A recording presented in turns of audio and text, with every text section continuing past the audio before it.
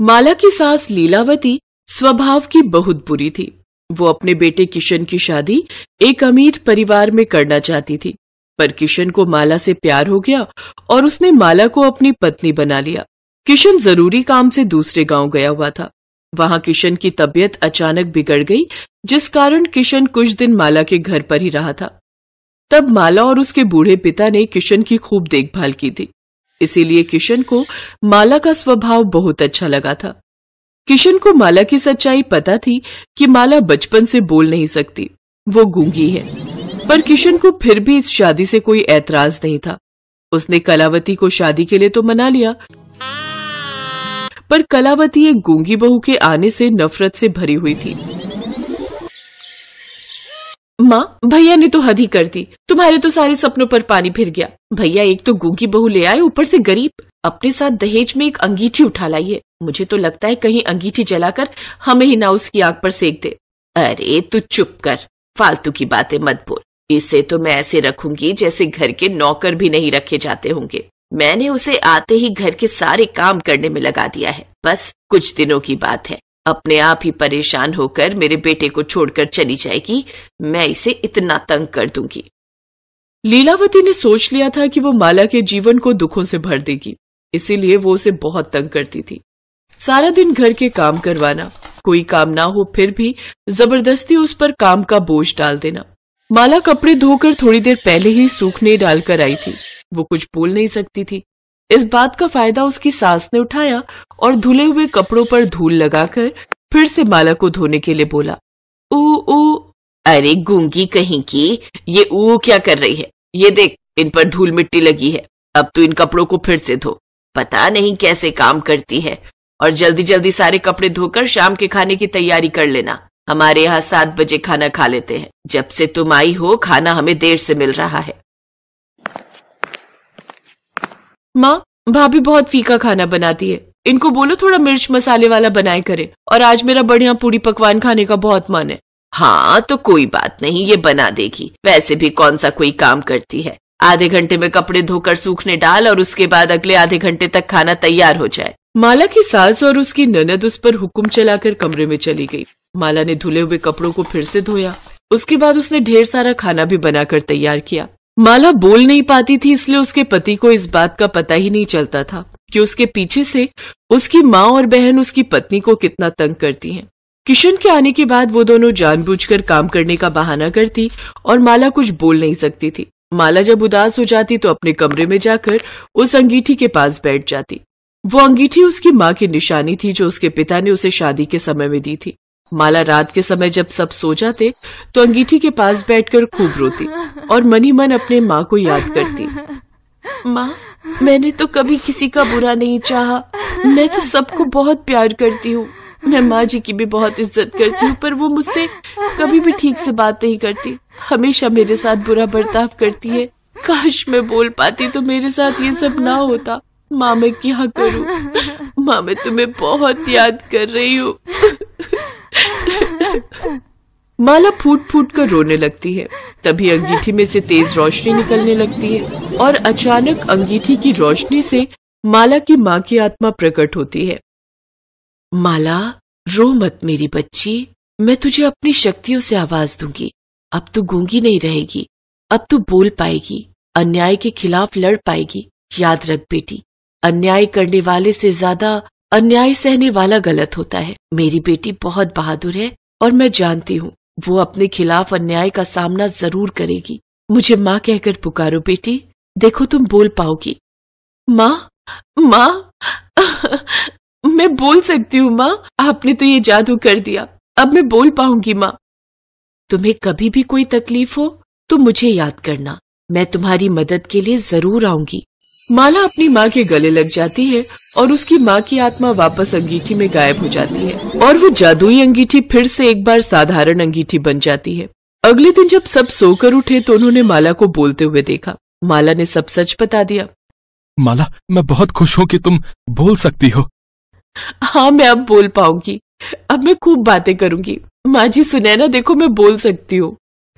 माला के बोलने की बात सुनकर किशन तो बहुत खुश था, पर माला की सास और ननद दोनों अंदर ही अंदर जलन से भर गई। माँ, अब तो भाभी बोलने भी लगी है। अगर इन्होंने भैया को हमारी शिकायत कर दी तो फिर तो हम दोनों की खैर नहीं। कहीं ऐसा ना हो इसके बहकावे में आकर भैया हम दोनों को घर से निकाल दे। तुम्हें कुछ करना पड़ेगा माँ। इसका अब एक ही रास्ता है, हमें उस अंगीठी को ही नष्ट करना होगा। जिस जादुई अंगीठी से इसकी आवाज आई है, हो सकता है उस अंगीठी को तोड़ने से इसकी आवाज वापस चली जाए। हाँ माँ, तुम ठीक कह रही हो। माँ, ये सब किया धरा इसकी माँ की उस जादुई अंगीठी का है जो ये अपने साथ लाई थी। चलो माँ, हम उसकी अंगीठी को तोड़ देते हैं। लीलावती और उसकी बेटी गुस्से में माला के कमरे में जाती है और जादुई अंगीठी को तोड़ने के लिए जैसे ही उठाने लगती है, उसमें से आग निकलने लग जाती है और वो दोनों घबरा जाती हैं और बचाओ बचाओ चिल्लाने लगती हैं। कमरे का दरवाजा जादू से बंद हो जाता है। अरे ये दरवाजा कैसे बंद हो गया? कोई बचाओ, हम दोनों जल जाएंगे, कोई बचाओ। आवाज सुनकर माला दौड़ती हुई कमरे के पास आती है। तब तक किशन भी घर आ चुका था। अंगीठी में से आवाज आती है, तुम दोनों ने मेरी बेटी माला को बहुत तंग किया है। किशन बेटा, तुम्हारी माँ और बहन दोनों मेरी बेटी माला पर बहुत अत्याचार करती रही हैं। इन दोनों ने मेरी बेटी का जीना दूभर कर दिया था। अब मेरी बेटी की आवाज लौट आई तो ये भी इन दोनों से सहन नहीं हुआ, इसीलिए मुझे वापस यहाँ आना पड़ा। किशन को सारी सच्चाई पता चल चुकी थी। माँ सुने ना, तुम दोनों ने मेरी पीठ पीछे मेरी पत्नी को इतना तंग किया। माला ने आपका क्या बिगाड़ा है? ये आपकी इतनी सेवा करती है। आप दोनों को तो खुश होना चाहिए कि माला बोलने लगी है। हमें माफ कर दो, हमसे गलती हो गई बहू। भाभी हमें माफ कर दो, हमें इस आग से बचा लो भाभी। माँ आप शांत हो जाओ, अपना गुस्सा शांत करो। माँ इन्हें माफ कर दो। माला के कहने पर उसकी माँ की आत्मा शांत हो जाती है और अंगीठी की आग बुझ जाती है। हम वादा करते हैं बहू, हम तुझे अब कभी तंग नहीं करेंगे। हाँ भैया, अब हम भाभी को कभी कुछ नहीं कहेंगे। माँ जी, माँ के जाने के बाद मैंने सोचा था कि मुझे माँ मिल जाएगी। मैंने हमेशा आपको अपनी माँ माना है और ननद जी को अपनी बहन। मैं तो सिर्फ आप सबका प्यार पाना चाहती हूँ। हम सबको प्यार से मिलकर रहना चाहिए। हाँ बेटा, अब हम भी अपनी बहू को शिकायत का कोई मौका नहीं देंगे। हम सब प्यार से रहेंगे। देखा माँ, माला का स्वभाव कितना अच्छा है। इसने आपको कितनी जल्दी माफ कर दिया। हाँ बेटा, अब हम भी अपनी बहू को शिकायत का कोई मौका नहीं देंगे। हम सब प्यार से रहेंगे। उस दिन के बाद माला की सास और ननद ने अपने व्यवहार को बदल लिया और अब वो माला के साथ प्यार से रहने लगी।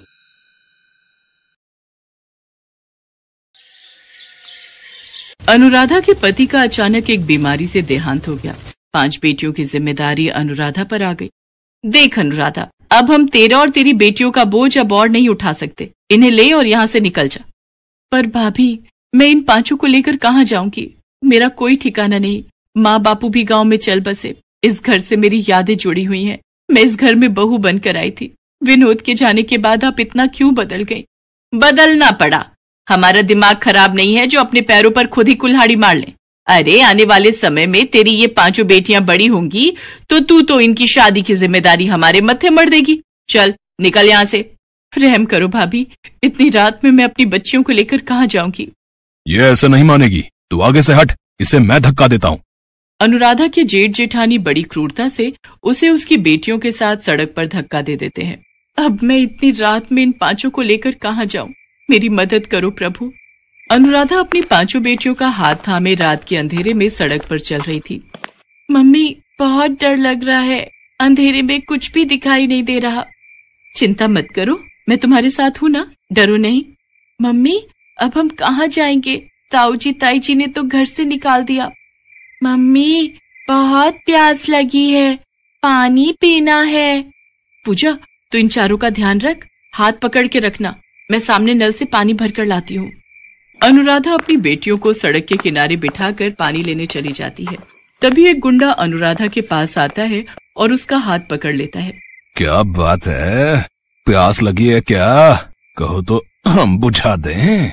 मेरा हाथ छोड़ो, मुझे छोड़ दो। ओए, जब वो कह रही है तो छोड़ क्यों नहीं देता? अबे तू इसका कौन है जो बीच में टांग अड़ाने आ गया? मैं कोई भी हूँ, तुझे इससे क्या? लगता है तू ऐसे नहीं मानेगा। वो आदमी गुंडे को मार पीट कर वहाँ से भगा देता है। शुक्रिया भैया, आज आपने मेरी मदद की।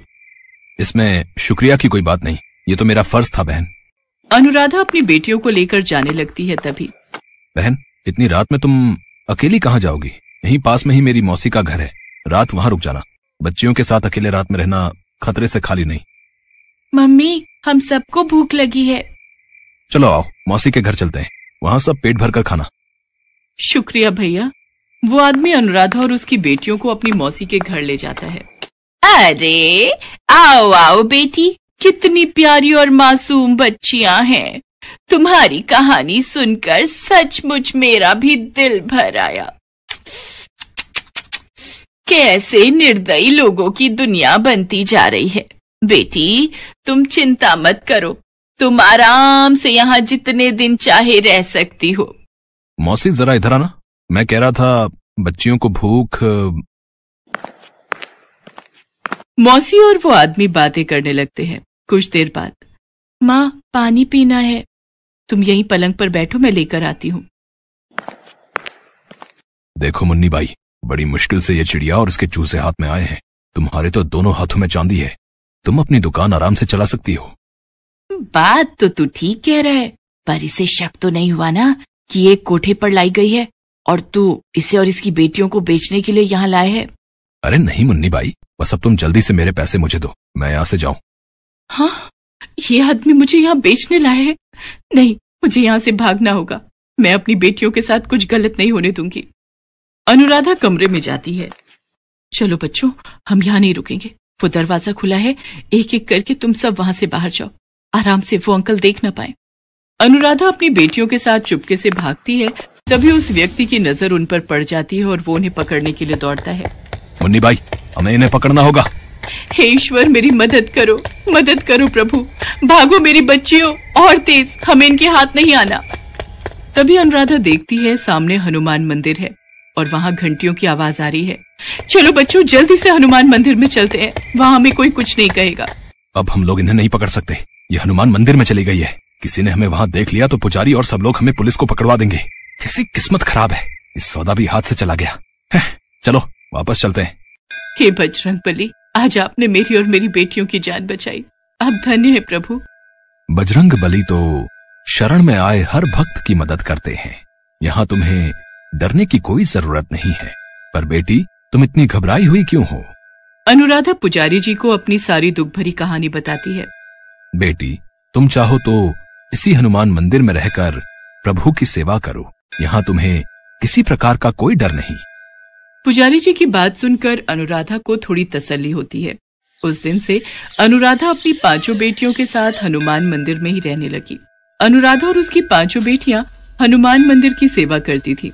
वहां की साफ सफाई, देखभाल, ये सब अनुराधा ही संभालती थी। एक दिन अनुराधा ने पुजारी जी से कहा, पुजारी जी, मैं सोच रही थी मंदिर के बाहर ही फूल माला और पूजा की सामग्री बेचने का काम करके थोड़े पैसे कमा लूंगी, ताकि अपनी बेटियों को स्कूल में पढ़ा लिखा कर उनकी शादी कर सकूं। ये तो बहुत उत्तम विचार है अनुराधा बेटी, मैं कल ही फूल वाले और पूजा सामग्री वाले की दुकान पर तुम्हें ले चलूंगा। वो तुम्हें उधार पर फूल माला और सामग्री दे देंगे। जो भी कमाई होगी उसमें से तुम उनके पैसे चुकाकर बाकी की कमाई अपने पास रख लेना। ऐसे ही धीरे धीरे तुम्हारा काम शुरू हो जाएगा। पुजारी जी अनुराधा को फूल माला और पूजा की सामग्री दिलवा देते हैं।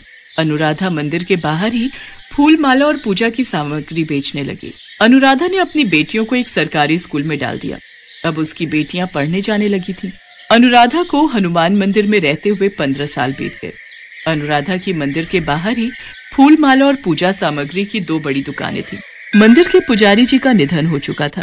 अपने जाने से पहले पुजारी जी मंदिर का सारा कार्यभार अनुराधा को सौंप गए थे। अब मंदिर का सारा कार्यभार अनुराधा ही संभालती थी। अनुराधा की 5 बेटियां बड़ी हो चुकी थीं। अनुराधा को शहर में बहुत से लोग जानते थे और उसके अच्छे व्यवहार से सभी परिचित थे। अनुराधा को अपनी 5 बेटियों की शादी के लिए कोई परेशानी नहीं हुई। हनुमान जी के आशीर्वाद से अनुराधा की 5 बेटियां आज अपने ससुराल में सुखी थीं। कहते हैं ना, जिसका कोई नहीं होता उसकी रक्षा करने वाले स्वयं भगवान होते हैं।